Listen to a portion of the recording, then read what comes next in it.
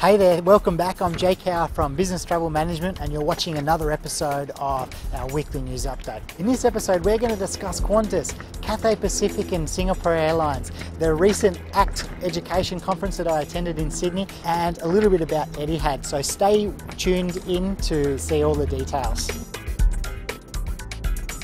Okay, first off, the Qantas. They've recently finalised the refit of their 747 aircraft with the A380 business class seats. So we have hopefully now got on most international routes quite a consistent business class product, which is great for you as a traveller because it can almost mean that you're getting consistency through the fleet, which I think is very important. Okay, off to Cathay and Singapore, and they've both announced that they will be supporting Apple's Passbook for their boarding passes. Now, this is being widely accepted. British Airways, Qantas, there are a number of airlines that will be accepting Passbook, so it's looking to be a fantastic solution, particularly if you've got an iDevice. Okay, in news last week, Qantas announced that they'll be scrapping their onboard Wi-Fi. They had a trial running on their A380 services, which was unsuccessful. They're citing a really low uptake from passengers, so they're scrapped that. Meanwhile, Etihad have announced that they'll have their entire fleet fitted out with Wi-Fi by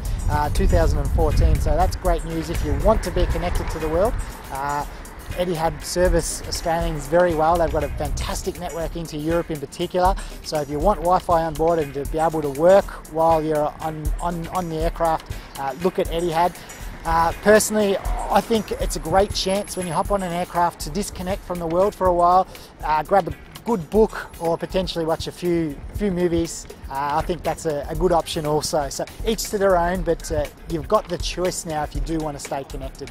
Okay, so I've just returned from the ACTE Australasian Education Conference. I enjoyed some of the general sessions up there. They are fantastic. We're talking about big data and how it can apply to travellers. I'll include some links below to some photos, etc, etc. One thing that I will mention quickly is that I was presented with an award for the 3 under 33, which is for innovation in travel for those people under 33, of course. So I was one of the 3 regional finalists or the 3 regional winners, so it was fantastic to be presented with that award in front of all my peers.